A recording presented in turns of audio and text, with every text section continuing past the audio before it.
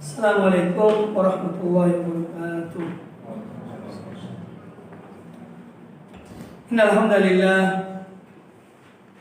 nahmaduhu wa nasta'inuhu wa nastaghfiruh wa na'udzu billahi min shururi anfusina wa min sayyiati a'malina. May yahdihillahu fala mudilla lahu wa man yudlil fala hadiya lahu. أشهد أن لا إله إلا الله وحده لا شريك له أشهد أن محمدا عبده ورسوله يا أيها الذين آمنوا اتقوا الله حق تقاته ولا تموتن إلا وأنتم مسلمون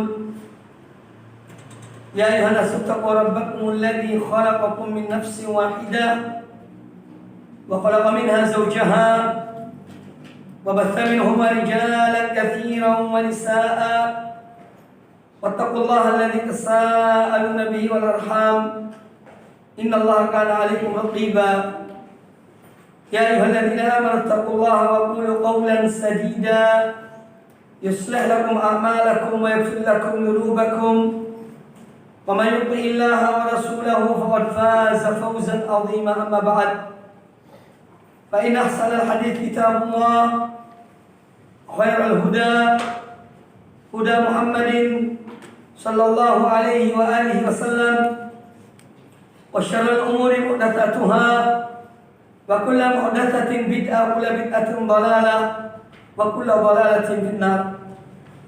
Ma'asyiral muslimin, ikhwani dan akhwati fillah, alhamdulillah pada kesempatan yang baik ini kita kembali bertemu dalam pembahasan kitab tauhid, yang mana pembahasan kita yang terakhir masih pada atau sampai pada bab yang kelima, bab du'ai ila syahadat la ilaha illallah, bab tentang dakwah kepada syahadat, kepada kalimat la ilaha illallah.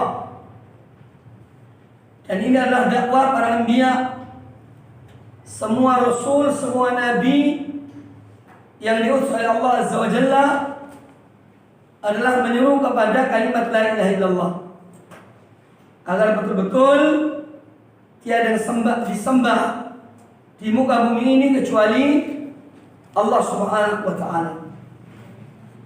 Dan ini jalannya orang-orang yang jalannya Rasulullah SAW dan orang-orang yang mengikuti mereka, yang mengikuti beliau, sebagaimana yang dibawakan oleh al-muallif Syekh rahimahullah ta'ala,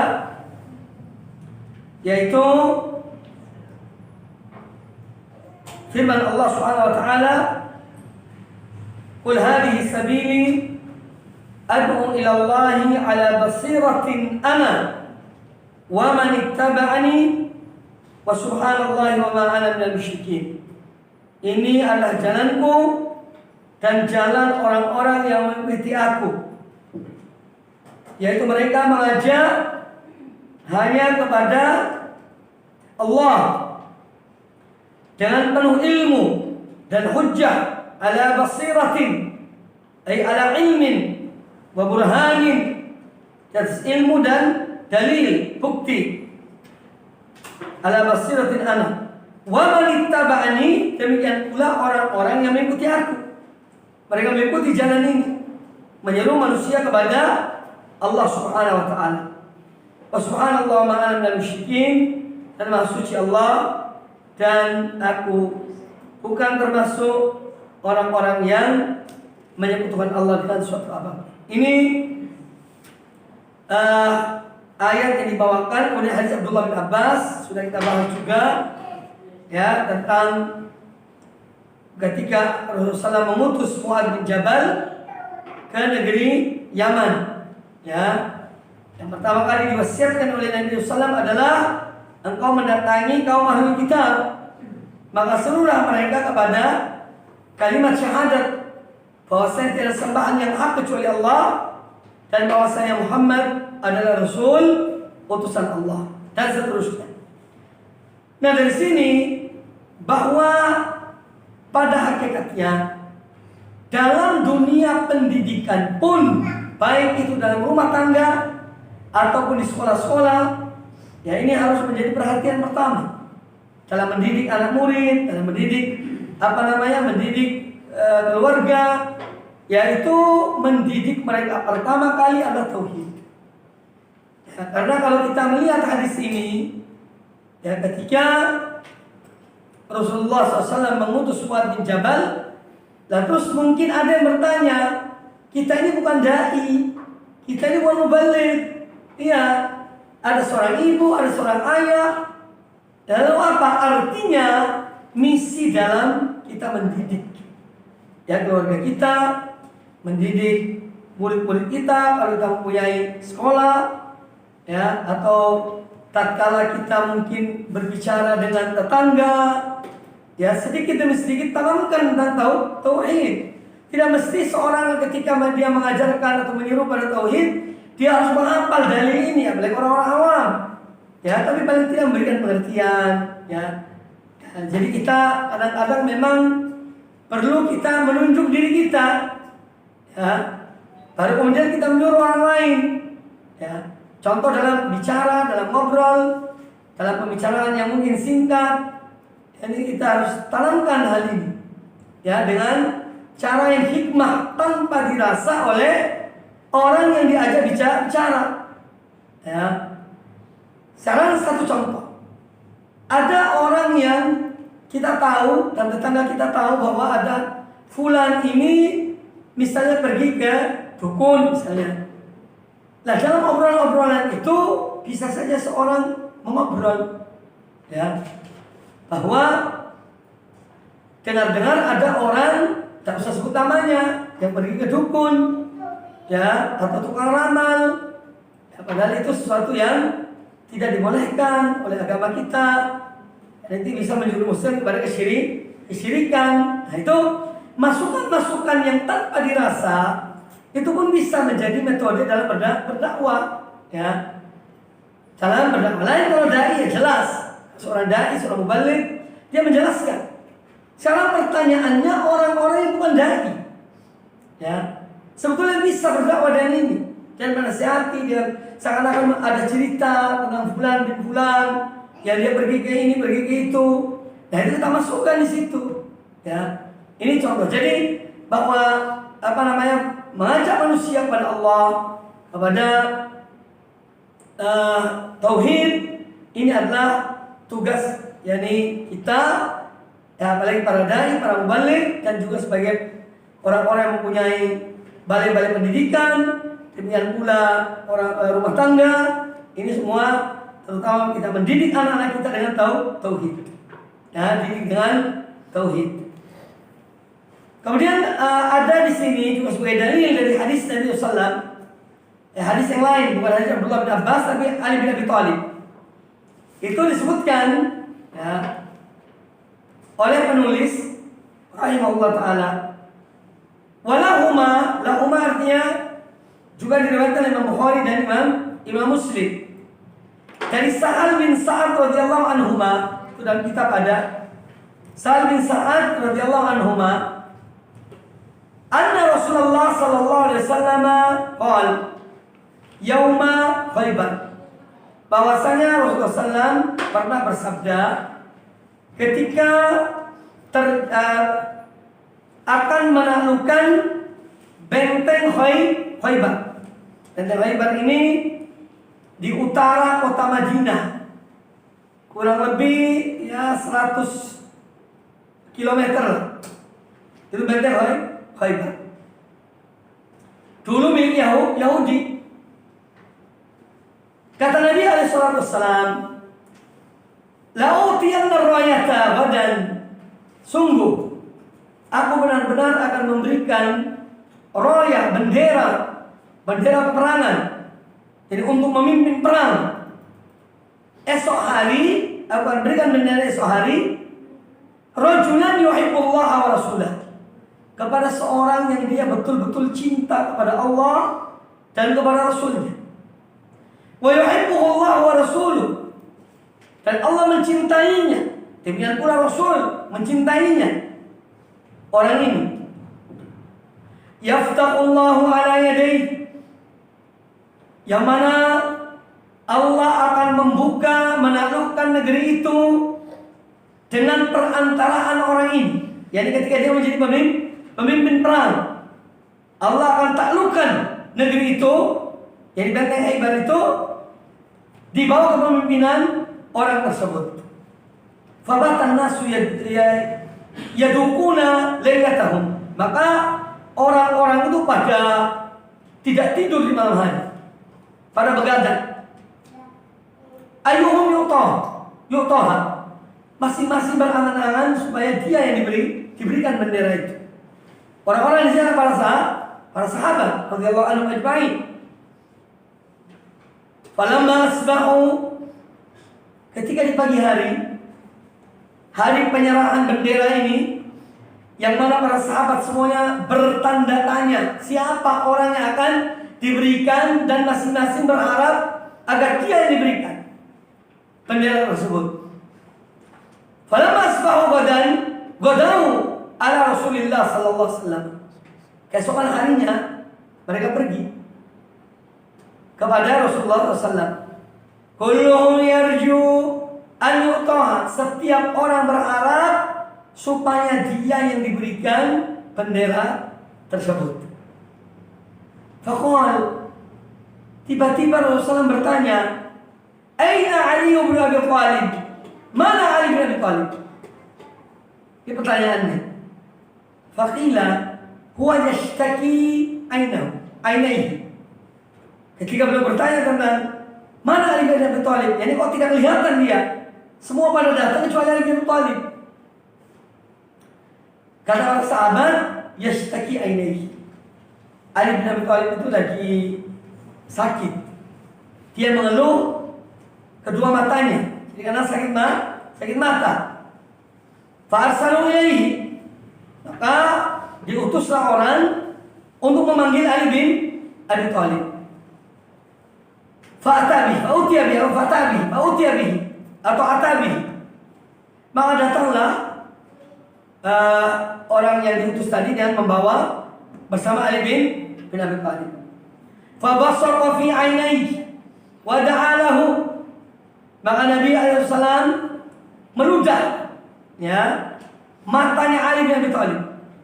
Lalu beliau berdoa untuk kesembuhan Ali bin Abi Thalib. Fa bara'a ka'an lam yakun bihi waja'un.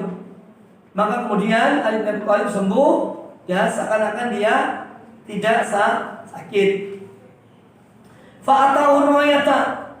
Kemudian Rasulullah SAW memberikan bendera itu kepada Ali bin Abi Thalib radhiyallahu anhu sambil berpesan. Dia memberikan bendera perang yang menjadi panglima saat ini adalah Ali bin Abi Thalib. Kemudian sebagaimana layaknya biasanya Rasulullah SAW itu, beliau selalu memberikan wasiat, memberikan nasihat, pesan-pesan sebelum pasukan berangkat menuju kepada medan tempur. Maka demikian pula dalam hal ini, faqala Nabi SAW berpesan pada Ali bin Abi Thalib, Umfud ala rislika. Laksanakanlah, tunaikanlah tugasmu ini dengan penuh hati-hati. Hatta tanzila bisahatihim. Kamu laksanakan hal ini sampai kamu datang di tempat lawan, tempatnya mereka. Tsumma ud'uhum ilal Islam.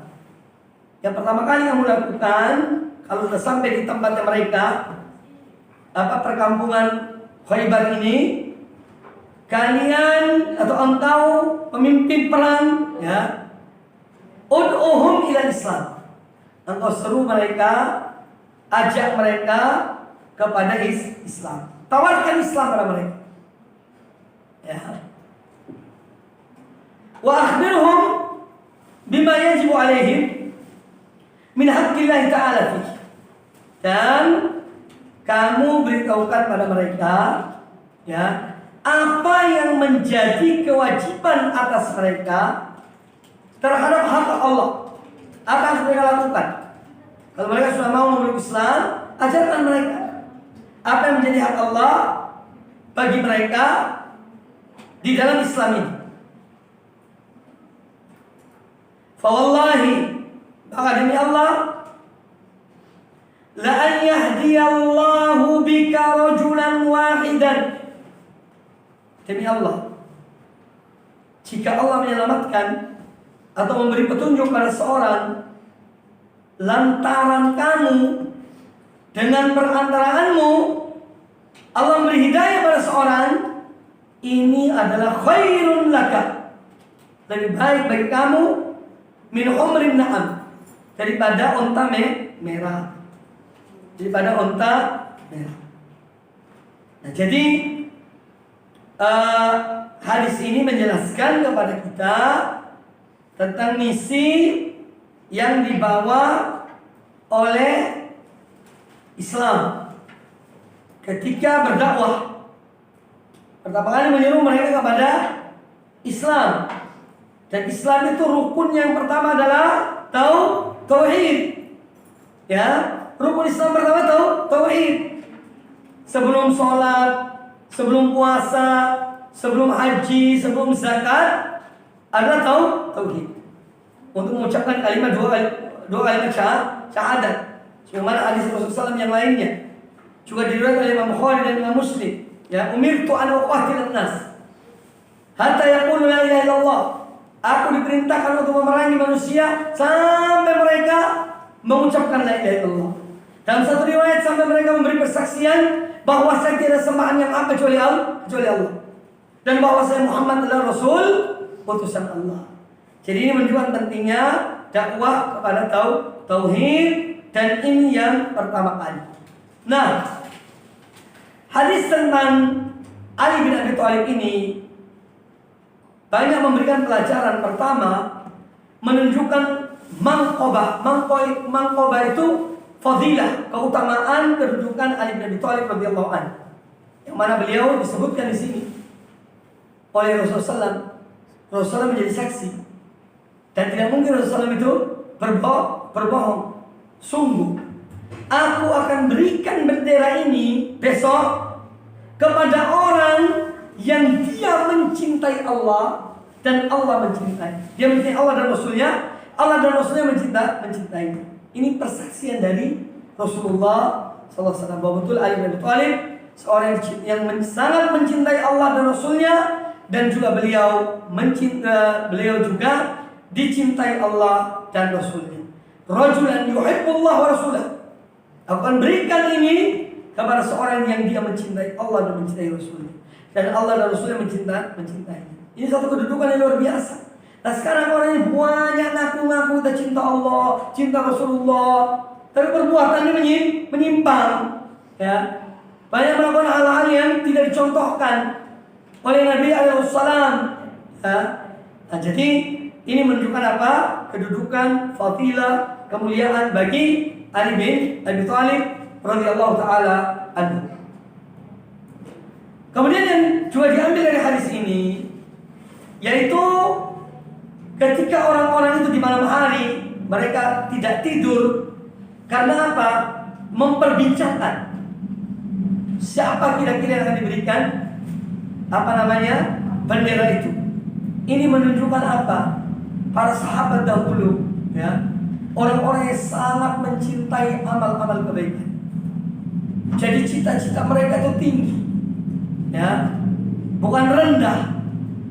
Mereka ingin mendapatkan bendera itu dan ingin mendapatkan kecintaan Allah dan Rasulnya, ya, sehingga mereka sampai-sampai tidak tidur. Kemudian mereka memperbincangkan masalah siapa yang akan diberikan besok hari bendera dari Rasulullah SAW. Ini menunjukkan semangatnya mereka, para sahabat, ya, untuk mendapatkan kebaikan. Makanya mereka generasi terbaik. Tidak ada yang lebih baik daripada para sahabat itu. Jadi umat ini, mereka yang terbaik. Karena iman mereka yang demikian kokohnya, kuatnya, pengorbanan mereka dalam memperjuangkan agama Allah, semua mereka korbankan demi agama Allah. Itu para sahabat. Ya, dan yang lainnya dari keutamaan mereka. Ya. Ini menunjukkan keutamaan para sahabat radhiyallahu anhum yang mana mereka sangat menginginkan untuk mendapatkan kebaikan dan kemuliaan dari Allah Subhanahu wa taala. Kemudian juga hadis ini menjelaskan kepada kita tentang mukjizat. Mukjizat Rasulullah ya dalam menyembuhkan penyakit, ya. Yaitu beliau meludah. Dan ludah Rasulullah itu Masya Allah, jangan dikira sama dengan ludah kita. Iya.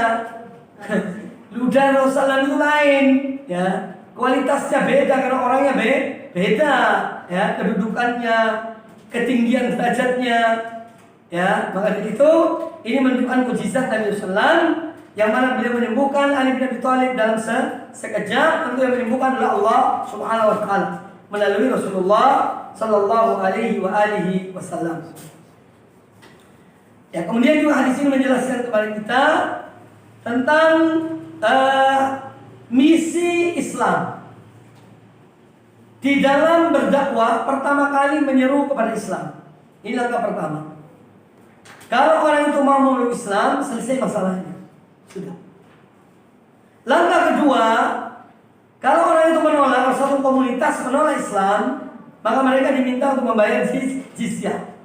Jizyah itu semacam pajak, semacam upeti, tapi semua itu juga kembali manfaatnya kepada yang membayar itu, untuk dijaga hartanya, dijaga kehormatan mereka, dijaga darah mereka dilindungi oleh negeri Islam. Jadi bayar upeti itu dalam rangka ya untuk melindungi mereka. Ya. Ini yang kedua. Kalau mereka menolak Islam, mereka mengatakan kami masih yakin dengan keyakinan kami, ya kami belum mau memeluk Islam misalnya, ya ditawarkan yang kedua, itu bayar upeti atau jizyah namanya. Ya. Kemudian kalau juga mereka menolak, ya tidak mau bayar upeti atau jizyah, maka saat itulah baru kemudian diperangi. Ya, saat itu baru kemudian diperangi. Jadi ada 3 tahapan. Tahap pertama menawarkan Islam, tahap kedua adalah membayar upeti atau jizyah, dan tahap ketiga baru kemudian berperang. Kalau mereka melaksanakan yang pertama, ya tidak ada jizyah, tidak ada peperangan. Kalau mereka menyetujui yang kedua, maka tidak ada peperangan. Kalau diperangi mereka itu, ya mereka diperangi kalau menolak dua-duanya, ya menolak Islam dan menolak jizyah, baru kemudian mereka diperangi. Ini metode dalam berdakwah kepada Allah Subhanahu wa taala. Kemudian yang berikutnya juga hadis ini menjelaskan kepada kita tentang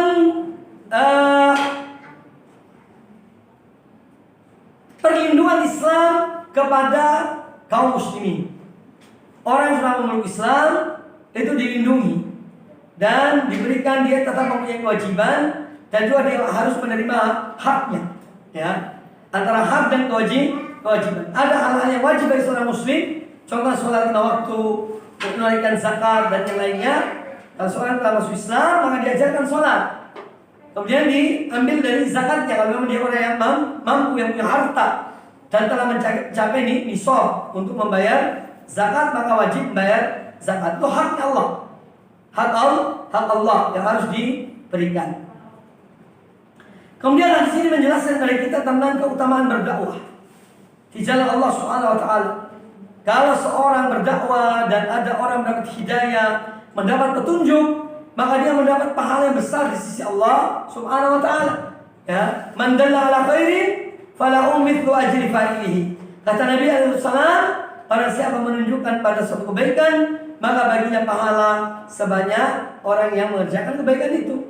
Ya, maka di sini juga tentu apa? Memberikan sugesti kepada kita, ya, untuk berdakwah, ya, untuk berdakwah, yang menyuruh orang kepada kebaikan, kepada Ahlussunnah wal Jamaah, kepada manhaj salaf, ya, dengan cara yang baik, ya, dan akhlak yang mulia, bukan dengan memaksa, bukan dengan akhlak yang buruk. Ini malah menjadikan orang itu lari dari kita, lari dari akidah yang sahihah, lari dari manhaj salaf karena apa? Perilaku yang jelek. Ya. Harus dengan akhlak yang mulia. Tugas dai itu apa? Tugas orang yang menyeru kepada jalan Allah itu untuk menyampaikan. Itu tugasnya. Hanya menyampaikan. Ada orang mau terima, mau ikut, alhamdulillah. Dia tidak mau, itu urusannya. Ya.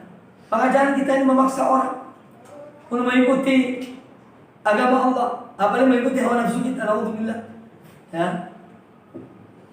Itu pelajaran-pelajaran diambil dari hadis tersebut. Kemudian di sini ada masalah-masalah, banyak masalahnya. Ada 30 poin. Ya. Ini artinya dari bab yang baru dibahas itu ada 30 poin. Ya. Yang pertama, annal basirah minal faraid. Bahwasanya ilmu itu bagian dari kewajiban. Al-faraid namanya faridah. Faraid jamak faridah. Faridah itu artinya hal-hal yang wajib. Ya. Faridatu al-hajj, artinya kewajiban haji. Faridatu sholat, artinya kewajiban sholat. Faridatu zakat, kewajiban zakat. Nah, al-basirah itu minal faraid. Jamak faridah faraid. Berarti berdakwah dengan ilmu ala basiratin ini adalah sesuatu hal yang wajib. Ya. Supaya orang tahu dia menyuruh kepada apa. Makanya orang yang menegakkan amar ma'ruf nahi munkar itu ada 3 syarat. Ya. Kita ingin amar ma'ruf nahi munkar, ada 3 hal yang penting diperhatikan. Yang pertama al-ilmu qabla al-amri bil ma'ruf wan nahyi 'anil munkar. Harus punya ilmunya.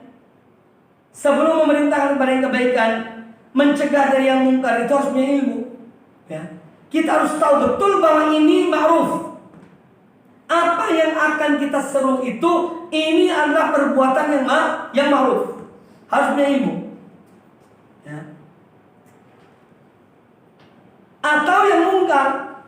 Kalau seorang akan mengingkari kemungkaran, dia harus tahu betul bahwa apa yang diingkari itu adalah munkar.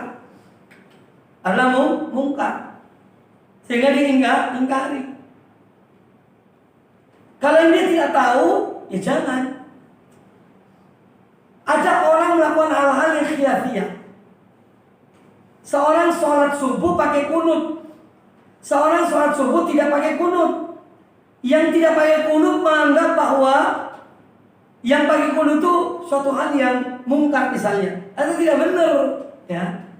Karena itu ada ulama yang mengatakan demikian. Ya. Paham ini ya? Jadi harus tahu betul ini mungkar atau bukan mungkar. Ya. Kalau kita tidak tahu, ya jangan. Atau kalau itu masalah-masalah yang memang ada khilaf di antara ulama. Ada wanita tidak pakai cadar. Ya, udah ada wanita pakai cadar, mengingkari yang tidak pakai cadar. Kamu tidak benar, kamu tidak pakai cadar. Ya. Hukum cadar itu apa? Ya, kan gitu. Nah, jadi seorang ketika akan mengingkari suatu kemungkaran, dia harus tahu betul bahwa itu mungkar. Seorang ketika memerintahkan kepada yang ma'ruf, dia harus punya ilmu betul bahwa yang itu ada sesuatu itu adalah ma'ruf. Ya. Adapun masalah khilafiyah, dia harus menahan.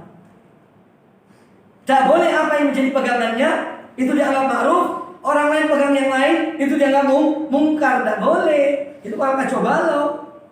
Ya. Contoh baca Al-Fatihah dalam sholat itu khilaf. Kalau dalam bacaan yang dikeraskan suaranya oleh imam, sebagian ulama mengatakan wajib mendengar, tidak harus baca. Ya, sebagian ulama tetap baca, walaupun imam mengeraskan suara, makmum tetap baca Al-Fatihah. Setelah imam baca Al-Fatihah, ini contoh. Ini masalah khilaf. Tidak boleh seorang kemudian mengingkari dan pengingkaran yang wah kamu sholat kamu dah sah karena kamu dah baca Al-Fatihah. Tidak benar, ya. Maka harus tahu betul ini masalah apa. Ini mungkar atau ma'ruf atau ini masalah khilafiyah, ya, atau masalah khilafiyah.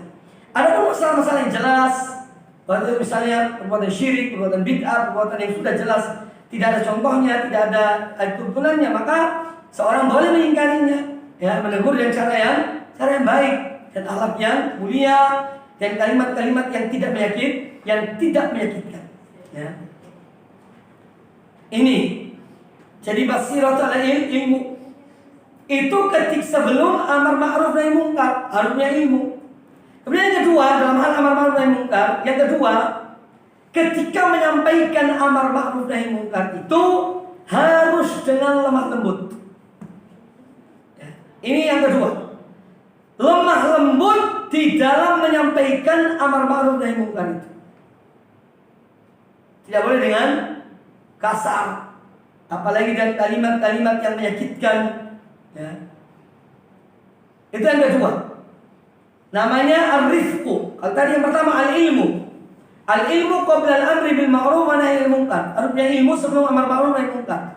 Yang kedua ar-rifqu. Inda amar ma'ruf nahi munkar. Yang kedua adalah harus lemah lembut dan cara yang baik ketika melaksanakan amar ma'ruf nahi munkar. Kemudian yang ketiga, as-sabru. Harus sabar. Setelah amar ma'ruf nahi munkar harus sabar, mungkin akan dibenci, akan dikata-katai, ya, atau yang lainnya. Karena manusia ini macam-macam, ya. Kamu sok pinter, kamu tuh, nah itu, ya sabar aja. Jangan malah diomongi malah dari ini, tidak usah, biarkan. Ya. Makanya kalau udah sabar, tidak usah amar ma'ruf nahi munkar. Kalau tidak sabar, tidak usah. Ya. Kalau bakal emosi dan jawaban orang, tidak usah amar ma'ruf nahi munkar. Diam, menghindari dengan hati. Ya. Jadi orang yang amar ma'ruf nahi munkar itu harus sabar. Karena sesudah amar ma'ruf nahi munkar mesti ada omongan, ada tindakan. Ya. Mungkin dia dijauhi, langsung dijauhi. Ya. Nah ini perlu kesabaran. Ini tentang tiga hal yang harus ada pada orang yang melaksanakan amar ma'ruf nahi munkar. Kemudian juga yang lain dari poin-poin yang saya pilih ada poin-poinnya ya, bahwa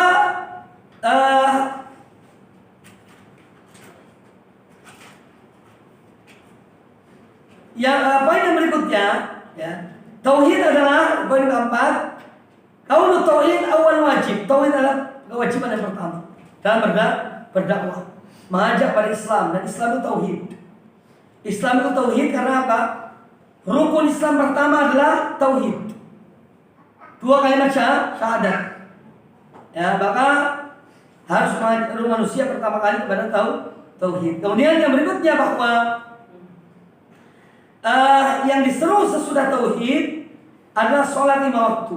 Dan sholat 5 waktu ini adalah suatu yang amal yang pertama kali dihisab di hari kiamat, ya, sebelum yang lainnya. Awal ma yuhasab bil abdi yaumil qiyamah shalah. Yang pertama kali dihisab oleh Allah di hari kiamat adalah sholat. Ya, bahkan dari itu Nabi kita Muhammad SAW pun demikian. Beliau menyuruh para orang tua agar menyuruh anak-anak mereka sholat di saat usia dini, usia 7 tahun. Kalau sampai 10 tahun belum sholat, ya dicewer, ya, dipukul, dan pukulan yang memberikan pelajaran, bukan mendolimi anak, tidak. Ya, itu menunjukkan keutamaan sholat. Ya. Kemudian juga hal yang lain, ya, yang disebutkan dalam bab ini adalah tentang zakat. Kalau sholat itu, zakatnya berkaitan dengan harta. Ya, jadi Allah meminta haknya untuk diberikan kepada orang-orang yang berhak. Makanya sesudah sholat perintah untuk zakat. Ya, kemudian hadis ini juga menjelaskan kepada kita tentang bahaya mengincar harta-harta manusia yang berharga. Makanya Mu'adz diingatkan oleh Nabi SAW. Ya faqara'il amwal. Hati-hati kamu ya Mu'adz terhadap harta-harta manusia yang berharga. Hati-hati, jangan kamu ambil. Ya, karena ini termasuk perbuatan zalim. Dan orang yang zalim itu kalau didoakan oleh orang yang menzalimi dia dan doa yang jelek, maka akan tertimpa keburukan itu. Karena dia berbuat zalim. Dan orang yang terzalimi doanya dikabulkan oleh Allah Subhanahu wa taala. Kemudian juga hadis ini menjelaskan kepada kita tentang aturan dalam peperangan. Dalam Islam jihad itu harus ada benderanya. Benderanya bukan bendera kelompok. Ya, kelompok ini, kelompok itu, kelompok itu tidak. Benderanya dari pemimpin kaum muslimin. Kalau ada kepemimpinan yang umum, ya, pemimpin itulah yang memberikan instruksi. Ada benderanya, ada panglimanya, ada aturan-aturannya. Bukan setiap kelompok angkat bendera perang, tidak. Ya, tapi sesuai dengan syariat Allah Subhanahu wa taala. Karena tujuan dari perang itu adalah untuk li'ila'i kalimatillah. Untuk meninggikan kalimat Allah, bukan untuk meninggikan kalimat kelompok, ya. Jadi tujuan dari jihad fisabilillah adalah li'ila'i kalimatillah. Bukan li'ila'i kalimat kelompok, tidak. Tapi untuk menegakkan kalimat Allah Subhanahu wa taala. Itu jihad. Maka tidak boleh seorang bawa bendera kelompok kemudian jihad, ya. Ini tidak dibenarkan. Kemudian juga hadis ini pembicaraan ini menunjukkan yang sudah saya sebutkan tadi, keutamaan Ali bin Abi Thalib, kemudian juga keutamaan para sahabat yang mereka itu adalah orang-orang yang ingin mendapatkan kebaikan dari Allah Subhanahu wa taala. Kemudian hadis ini juga menjelaskan kepada kita tentang iman kepada takdir Allah Subhanahu wa taala. Ya. Karena kalau Allah menentukan seorang dapat hidayah, kalau tidak. Ya. Jadi dalam hal berkaitan dengan takdir ini ada 3 poin penting. Harus kita pahami.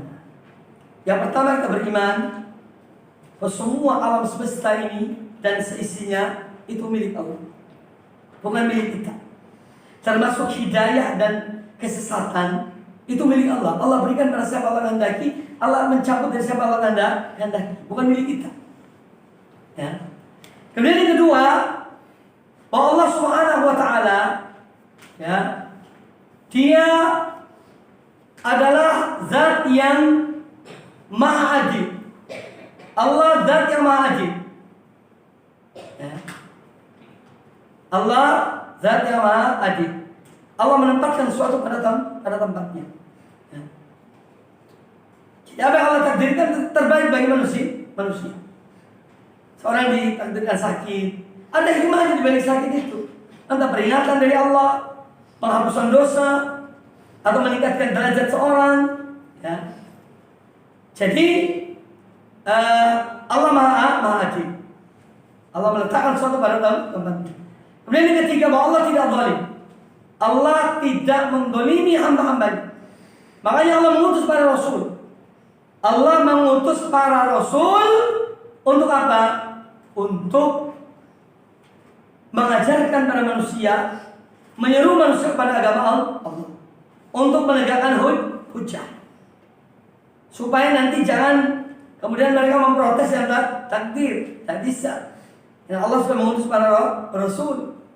Tidak ada alasan untuk kemudian mengatakan, ya Allah, Engkau tidak memberi petunjuk pada aku. Ya, tak bisa. Semua itu bukan menjadi alasan. Karena sudah diutus para rasul dan Allah tidak menzalimi hamba-hambanya. Kemudian juga hadis pembicaraan ini, bab ini menjelaskan kepada kita tentang dakwah dengan hikmah. Sudah saya singgung tadi. Berdakwah dengan hikmah dan cara yang baik. Jangan kita menjadikan orang manusia itu lari dari agama Allah. Karena perilaku kita, karena akhlak kita menjadikan orang lari dari agama Allah Subhanahu wa taala. Ya, oleh karena itu harus kita berdakwah dengan hikmah. Karena tugas dai itu hanya menyampaikan. Ada pun memberi taufik pada seorang dalam hatinya itu bukan tugas dai. Dai tugasnya menyampaikan. Ya, tugasnya menyampaikan. Itu namanya petunjuk. Ya.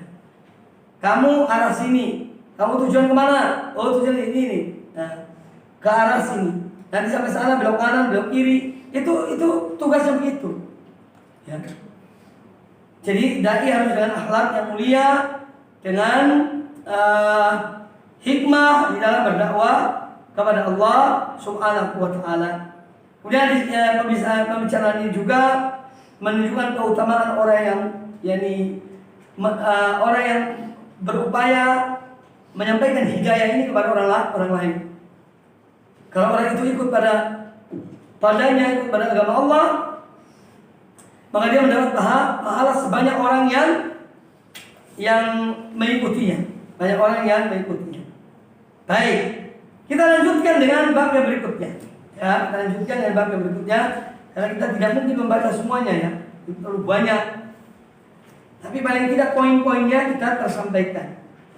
Bab yang berikutnya adalah bab tafsir tauhid wa syahadat alla ilaha illallah. Bab tentang menafsirkan atau memaknai ya, tentang tauhid. Apa itu tauhid? Ya. Apa itu tauhid dan tafsir dari kalimat syahadat la ilaha illallah. Kalimat syahadat la ilaha illallah. Ini bab yang akan kita uraikan pada hari ini. Bab tauhid wa syahadat la ilaha illallah. Beliau menyampaikan pertama adalah firman Allah Subhanahu wa taala dalam surah Al-Isra ayat yang ke-57. Allah taala berfirman bab qaulu Allah taala, firman Allah taala, ulaika alladziina yad'una yabtaghuna ila rabbihim alwasilata ayyuhum aqrabu wa yarjuna rahmatahu wa yakhafuna adzabahu inna adzaba rabbika kana mahdhura. Bab tentang firman Allah Subhanahu wa taala, orang-orang yang diseru selain Allah. Yang diseru oleh siapa? Oleh orang-orang musyrikin. Mereka menyeru Nabi Isa. Mereka menyeru Uzair. Mereka menyeru siapa lagi lah? Atau jin mungkin yang mereka doa pada orang-orang itu. Nah, orang-orang yang diseru oleh kaum musyrikin itu, mereka sendiri, orang-orang itu yang diseru itu, mereka itu juga mengharapkan siapa di antara mereka yang lebih dekat kepada Allah. Itu mereka harapkan. Manusia, orang musyrik menjadikan orang-orang tadi itu sebagai perantara. Padahal orang-orang tadi yang dijadikan perantara itu juga mengharapkan supaya mereka dekat dengan Allah dan Allah Ta'ala dan amal-amal ibadah mereka. Ya, ulaika alladziina yad'una yabtaghuna ila rabbihim wasilah. Mereka ingin mendekatkan diri mereka kepada Allah. Jadi orang-orang yang mereka seru selain Allah. Ya. Siapa di antara mereka yang paling dekat kepada Allah Ta'ala? Ya. Mereka berupaya mendekatkan diri kepada Allah. Wa yarjuna rahmatahu. Dan mereka yang diseru selain Allah juga mengharapkan rahmat Allah. Nabi Isa mengharapkan rahmat Allah. Nabi Isa disembah. Nabi Isa sendiri mengharapkan rahmat Allah. Wa yakhafuna adzabahu. Dan mereka juga takut akan adab Allah. Inna adzab rabbika kana mahdura. Karena sungguhnya adab Tuhanmu itu suatu adab yang harus ditakuti. Ya, dan tidak ada yang tidak takut pada adab Allah. Apalagi orang beriman. Yang mereka yang beriman tentang Al-Quran, hadis. Yang maka mereka takut pada adab Allah Subhanahu wa ta'ala. Nah, kemudian bahwasanya Allah Subhanahu wa ta'ala, yaitu tiada sembahan yang hak kecuali Allah. Ya, jika mana dari kalimat syahadat ini, ya, kalimat la ilaha illallah, ya, atau syahadat bab tafsir tauhid. Sebetulnya syahadat la ilaha illallah dengan tauhid ini tidak ada beda ya maknanya. Ya. Tapi kok pakai wawu di sini? Babu tafsir tauhid. bab penafsiran makna tauhid dan syahadat, persaksian bahwasanya tiada sembahan yang hak kecuali Allah. Jadi yang dimaksud dengan tafsir tauhid itu adalah makna dari kalimat syahadat la ilaha illallah. Itu maksudnya. Ya. Maksud dari kata tauhid di sini adalah makna dari kalimat la ilaha illallah. Kalimat yang agung ini, yang mana kalimat yang agung ini sebagai kunci untuk masuk surga. Seorang yang tidak mentauhidkan Allah Ta'ala, yang melakukan kesyirikan, dia tidak akan masuk surga kecuali kalau dia bertobat kembali kepada Allah Subhanahu wa Ta'ala. Adapun kalau dia mati dalam kesyirikan, maka dia akan kekal di dalam api neraka. Na'udzubillahi min dzalik. Innallaha la yaghfiru an yushraka bihi. Allah Ta'ala berfirman, sesungguhnya Allah tidak mengampuni kalau dia disekutukan. Wa yaghfiru ma duna dzalika liman yasha. Dan Allah mengampuni bagi siapa yang dikehendakinya dari dosa yang dilakukan oleh orang itu. Adapun dosa syirik harusnya bertobat, minta ampun kepada Allah Subhanahu wa Ta'ala dan berhenti dari amal-amal tersebut, dari amal-amal kesyirikan. Nah, orang-orang yang menyekutukan Allah dengan menyembah kepada selain Allah, entah itu nabi atau malaikat atau jin, ya. Karena ada dalam satu riwayat disebutkan jin yang diseru oleh mereka kaum musyrikin itu terakhir dia masuk Islam juga. Sementara orang-orang musyrikin tetap meminta kepada jin tersebut, padahal jin itu sudah memeluk Islam dengan diutusnya dari Rasulullah. Ya. Ini berita dari Allah Subhanahu wa Ta'ala. Ulaika alladziina yad'una yattaquna ila rabbihim aqrabuhum ila rabbihim alwasilah ayyuhum aqrab. Nah, di dalam Al-Qur'an Al-Karim juga Allah Subhanahu wa Ta'ala menyebutkan tentang orang-orang yang menyeru pada selain Allah. Ud'ul ladzina za'amtum min dunihi. Silakan kalian panggil orang-orang yang kalian seru, orang-orang yang kalian anggap dia itu sembahan selain Allah. Coba panggil mereka. Ya. Fala yamlikuna kashfa dzurri ankum wa la ta'wila. Mereka tidak akan mampu untuk menyikap kesulitan dari kamu sekalian. Tidak pula bisa merubah apa yang ditakdirkan Allah Subhanahu wa Ta'ala. Jadi kalimat tauhid syahadat la ilaha illallah ini adalah satu kalimat yang mempunyai makna tiada sembahan yang hak kecuali Allah, bukan tidak ada Tuhan selain Allah. Yang dituhan itu banyak, tapi yang sebenarnya hanya Allah. Yang lainnya batil. Semua penyembahan selain Allah itu batil. Ya, sembahan yang hak hanya Allah SWT. Adapun yang disembah selain Allah, walaupun mereka disembah, tetap batil, tidak berhak untuk disembah. Yang berhak disembah ya Allah Subhanahu wa Ta'ala. Kemudian ayat kedua yang dibawakan oleh penulis, ya, Al-Mu'allif rahimahullah Ta'ala, dari surat Zukhruf ayat yang ke-26 dan ayat yang ke-27. Allah Ta'ala berfirman, wa qala Ibrahim li abihi wa qaumihi innani bara'un mimma ta'budun. Dan ingatlah ketika Ibrahim berkata kepada ayahnya dan kepada kaumnya, sesungguhnya aku melepaskan diri dari segala apa yang kamu sembah. Ya, ini bara'un mimma ta'budun. Aku berlepas diri dari apa yang kalian sembah selain Allah. Ya. Illa alladzi fatarani fa innahu sayahdi. Yang aku sembah itu, yang aku tidak berlepas diri itu hanyalah Dia, ya, yang menciptakan aku, ya, dan Dia yang akan memberi petunjuk kepada aku. Itu yang aku tidak berlepas diri darinya. Adapun selain itu aku berlepas diri. Ini makna la ilaha illallah. Seakan-akan Ibrahim mengatakan la ilaha illallah, tiada sembahan yang hak kecuali Allah. maka aku berlepas diri dari sembahan-sembahan yang tidak hak disembah, dan aku hanya berpegang pada sembahan yang berhak. Ya. Maka memang aku berlepas diri. Jadi di antara makna tauhid itu berlepas diri dari apa? Semua yang disembah selain Allah. Berlepas diri dari yang disembah selain Allah dan berlepas diri dari para penyembah selain Allah. Orang mukmin harus punya ghirah, kecemburuan dalam agamanya.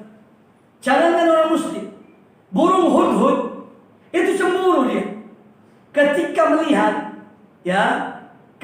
melihat Balqis, Ratu Balqis dan kaumnya menyembah matahari, dia cemburu. Datang lapor kepada Nabi Sulaiman, aku telah mengetahui sesuatu yang kamu tidak mengetahui. Ya, aku lihat di satu kerajaan dipimpin oleh seorang wanita, mereka menyembah matahari selain Allah. Cemburu dia atas kesyirikan. Nah, orang sekarang subhanallah min dzalik, kok biasa-biasa saja melihat kesyirikan, bahkan ikut acara-acara kesyirikan, kok biasa. Ya. Tidak ada ghirah pada agama yang mana tauhid. Ya. Padahal di antara makna tauhid adalah berlepas diri dari yang disembah selain Allah dan orang-orang yang menyembah selain Allah. Ya. Berlepas diri dari perbuatan syirik itu sendiri dan dari pelaku kesyirikan. Pelaku syirik. Kecuali kalau kita bisa berdakwah. Kita mengajak mereka kepada tauhid. Allah Ta'ala berfirman tentang Nabi Ibrahim alaihissalam, yang beliau mengucapkan kalimat ini. Dan kalimat ini adalah semakna dan kalimat la ilaha illallah. Wa idh qala Ibrahim li abihi wa qaumihi, ingat ketika Ibrahim berkata kepada ayahnya dan kaumnya, aku berlepas diri dari apa yang kalian sembah. Yani la ilaha, itu maknanya. Seakan-akan beliau mengatakan tidak ada sembahan yang hak, ya. Demikian pula yang kalian sembah itu bukan yang hak. Makanya aku berlepas diri. Illalladzi fatarani, kecuali dia yang menciptakan aku. Kecuali dia menciptakan aku. Ini kecuali Allah. Maka ayat ini semakna dengan kalimat la ilaha illallah. Semakna dengan kalimat la ilaha illallah. Maka beliau kemudian berlepas diri. Demikian pula orang mukmin harus berlepas diri. Disebutkan dalam keterangan tentang ayat ini atau kalimatnya, al-kalimah hiya la ilaha illallah, yang diucapkan oleh Nabi Ibrahim ini adalah makna dari kalimat la ilaha illallah. Jadi aku tidak sembah apa yang kalian sembah selain Allah itu. Yang aku sembah hanya Allah. Jadi ini seakan-akan tafsir dari kalimat la ilaha illallah. Ya. Ada beberapa ayat juga nanti disebutkan. Kemudian firman Allah yang berikutnya dari surat Taubah ayat yang ke-31. Ya. Allah Ta'ala berfirman, "Wattakhadhu ahbarahum wa ruhbanahum arbaban min dunillah."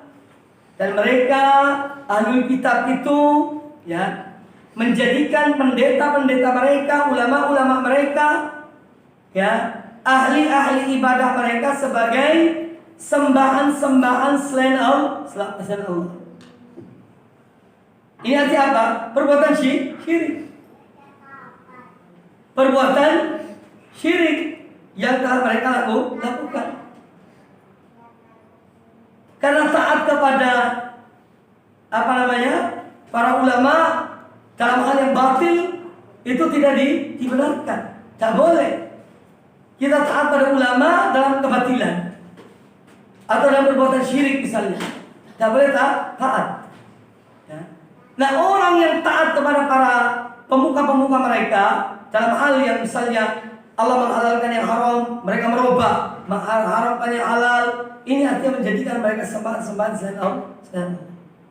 Ayo. Kalau misalnya ada kesepakatan menghalalkan yang diharamkan oleh Allah Ta'ala. Allah mengharamkan perkawinan laki dengan laki, perempuan dan perempuan. Karena Allah ciptakan manusia laki dan perempuan yang nikah itu. Kemudian ada peraturan menghalalkan. Ya ini artinya sudah sembahan selain Allah. Itu artinya. Ya. Taat kepada kebatilan. Menghalalkan yang diharamkan Allah dan mengharamkan yang dihalalkan Allah Ta'ala. Itu tidak jauh berbeda. Pernah datang kepada Nabi SAW, yaitu Adi bin Hatim radhiyallahu anhu. Dia waktu itu belum masuk Islam. Beliau seorang Nasrani, masih pakai gantung kalung dari salib. Lihat, kata Nabi SAW, ya Adi, buang berhala itu. Ya. Buang berhala itu. Kemudian Nabi SAW membacakan ayat 31 ini dari surat At-Taubah. Ittakhadhu ahbarahum wa rubbanahum arbaba min dunillah. Kata Adi bin Hatim, ya Rasulullah, mereka tidak menyembah para pemuka-pemuka agama itu. Kata Nabi SAW, bukankah kalau mereka yang menghalalkan yang diharamkan oleh Allah, mengharamkan yang dihalalkan oleh Allah, mereka ditaati? Kata dia, ya. Lah itulah namanya mengambil Tuhan-Tuhan selain Allah. Itu artinya. Maka orang mukmin, orang muslim, mukminah muslimah menaati atau mengikuti dalil. Ada dasarnya, ada dalilnya, kita ikuti. Tidak ada yang tidak. Jangan sampai kita jadikan sembahan-sembahan selain Allah dari manusia-manusia yang ini mengambil atau menjadikan diri mereka sebagai hakim dalam menghalalkan yang haram, mengharamkan yang halal. Ittakhadhu ahbar wa rubban arbaba min dunillah. Kemudian Allah Ta'ala berfirman, wa minan nasi man yattakhidhu min dunillahi andadan yuhibbunahum ka hubbillah. Dan di antara manusia ada yang menjadikan selain Allah sebagai tandingan-tandingan. Mereka mencintai tandingan-tandingan itu sebagaimana mereka mencintai Allah Subhanahu wa Ta'ala. Al-andad artinya tandingan-tandingan, ya. Tandingan-tandingan. Kata Imam Ibnu Katsir rahimahullah, kullu man sarafa min al-ibadati syai'an li ghairillahi raghbatan ilaihi aw raghbatan minhu faqad ittakhadha niddan lillahi. Setiap orang yang dia memalingkan satu ibadah ya kepada selain Allah karena dia mengharapkan yang selain Allah itu, atau dia takut dari yang selain Allah itu, berarti dia telah menjadikan sesuatu itu sebagai tandingan bagi Allah. Sebagai tandingan bagi Allah. Li'annahu asyraka ma Allah fima la yastahiqu ghairuhu. Yastahiqu ghairuhu. Karena dia telah menjadikan tandingan kepada sesuatu yang sesuatu itu tidak berhak untuk diberikan. Karena ini hanya untuk Allah. Tapi alihkan kepada selain Allah. Maka perbuatan-perbuatan seperti sesajen, ya, sedekah kepada selain Allah, ya, bikin makanan, buang di laut untuk jinnya laut, ya itu syirik, jelas syirik, ya, tidak dilakukan kesyirikannya. Itu bukan budaya, itu kesyirikan. Banyak manusia tidak mengetahuinya, atau tahu tapi memang pura-pura tidak mau tahu. Nah, ini berbahaya. Kecuali orang mengingkari. Kalau dia mengingkari, insya Allah dia selamat. Dan bentuk pengingkaran kepada hal itu ada 3. Ya, dan berurutan. Karena kadang-kadang tidak semua orang bisa mengingkari. Ya. Pengingkaran pertama dengan tangan. Kalau bisa merubah dengan tangan. Dan kekuasaan. Dan mewenang. Tapi kalau tidak, dengan cara yang kedua menasihati. Ya, menasihati, mengarahkan pada yang baik. menjelaskan bahwa perbuatan syirik. Ya. Kalaupun tidak mampu, maka dengan mengingkari dengan hati. Nah, mungkin kadang-kadang ada di antara mungkin ya seorang punya jabatan, ya, dia ikut-ikutan karena atasannya menghadiri acara itu, dia tidak bisa mengelak dari itu. Ya. Maka dia wajib mengingkari dengan hatinya. Harus. Tidak boleh bilang apa-apalah, itu kan budaya-budaya saja, ya. Kalau itu mau jelas kesyirikan. Maka dia harus mengingkari dengan hatinya. Adapun membiarkan, menganggap itu biasa, ya maka ini hal yang tidak benar. Ya. Jadi jangan seorang itu kemudian menghalalkan sesuatu yang diharamkan oleh Allah Subhanahu wa taala. Kemudian dalam sahih, ya, dalam hadis Nabi sallallahu beliau mengatakan, "Man qala la ilaha illallah." Ini juga makna kalimat la ilaha illallah. Man qala la ilaha illallah, barang siapa yang dia mengucapkan kalimat la ilaha illallah wa kafara bima yu'badu min dunillah, dan dia kufur, dia mengingkari kepada yang diseru selain Allah, kepada yang disembah selain Allah, haruma maluhu wa damuhu. Orang yang mengucapkan dua kalimat syahadat, yang mengatakan la ilaha illallah, kemudian dia mengingkari, ya, dia mengingkari setiap yang disembah selain Allah, maka orang ini haram darahnya dan hartanya. Artinya dia seorang muslim. Tidak boleh diambil hartanya dan tanpa hak, dan tidak boleh ditumpahkan darahnya. Wa hisabuhu 'ala Allah azza wa jalla. Adapun perhitungannya selebihnya kita serahkan pada Allah. Man qala di sini dan ucapan lisannya.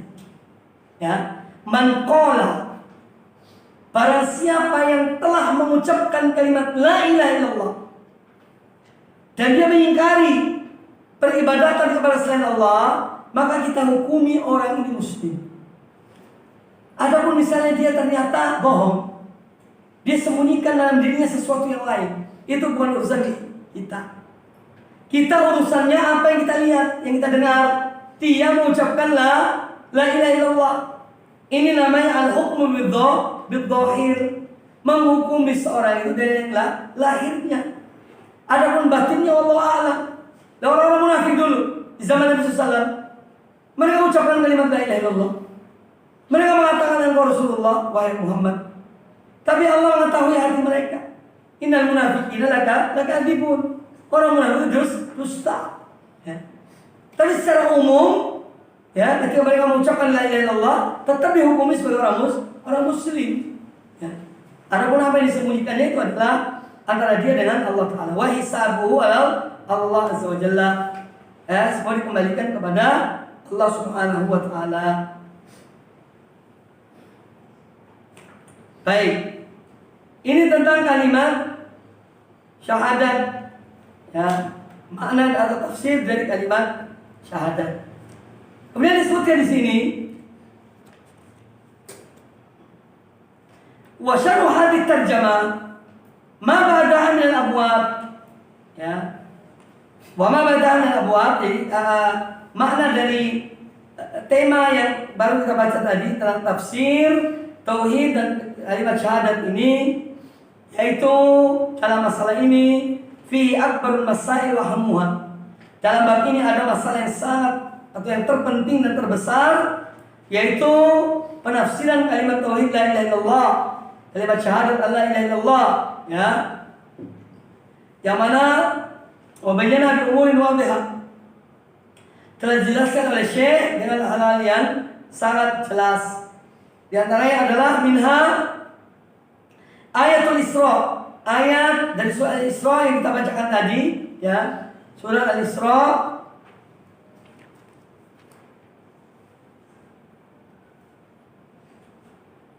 ayat yang ke-50, yang 57, ya. Fiha ar-raddu 'alal musyrikin. Pada ayat ini terdapat bantahan terhadap orang-orang musyrikin yang mana mereka itu menyeru mereka beribadah kepada orang-orang yang soleh, ya, meminta kepada selain Allah, bergantung kepada selain Allah, bergantung kepada para wali yang sudah meninggal, ya, atau mungkin yang masih hidup, yang tempatnya jauh. Kalau mereka ingin sesuatu, dipanggil walinya. Ya wali fulan, tolonglah aku. Padahal walinya di Sumatera sana, dia di Irian, dia di Papua. Nah ini termasuk syirik billah, syirkun billah. Dan termasuk syirik, tidak hanya syirik kecil, tapi syirik besar, menyeru kepada selain Allah dari orang-orang yang soleh. Kemudian juga minha ayat Bara'ah. Kemudian ayat yang menjelaskan bahwa Nabi Ibrahim berlepas diri dari orang-orang musyrikin dan dari apa yang disembah selain Allah. Ya, di dalam kitab ini menunjukkan bahwasanya, ya, demikian pula dengan ayat Bara'ah itu sama, ya, dengan yang pertama tadi, yaitu bantahan kepada orang-orang musyrikin. Lalu tentang ahlul kitab yang mereka menjadikan para pemuka-pemuka mereka, pemimpin-pemimpin mereka, ahli-ahli ibadah mereka itu sebagai sembahan-sembahan selain Allah. Ya. Karena apa? Karena mereka kalau diperintahkan oleh para pemuka mereka, ya, dalam hal yang melanggar hukum Allah, menghalalkan yang haram, mengharamkan yang halal, mereka taat. Ini berarti mereka menjadikan orang-orang itu sebagai sembahan-sembahan selain Allah Subhanahu wa taala. Padahal mereka diperintahkan oleh Allah untuk apa? Menyembah hanya kepada Allah. Ya. Menyembah hanya kepada Allah. Ilahan wahidah. Sembahan yang satu. Namun ketika mereka taat kepada ulama-ulama mereka dalam hal maksiat pada Allah taala, maka mereka telah menjadikan ulama-ulama mereka itu sebagai Tuhan-Tuhan selain Allah Subhanahu wa taala. Ya. Contohnya adalah perkataan Nabi Ibrahim dan yang lainnya, innani bara'un mimma ta'budun. Maka beliau mengatakan, sesungguhnya aku berlepas diri dari apa yang kalian sembah kecuali Allah Rabbul Alamin. Kemudian juga ayat yang dari surah At-Taubah, ittakhadhu ahbarahum wa rubbanahum arbaban min dunillah. Mereka menjadikan, yaitu para pendeta mereka, para pemuka-pemuka agama mereka sebagai Tuhan-Tuhan selain Allah. Nah ini semua gambaran tentang bagaimana, ya, kita memaknai tauhid itu.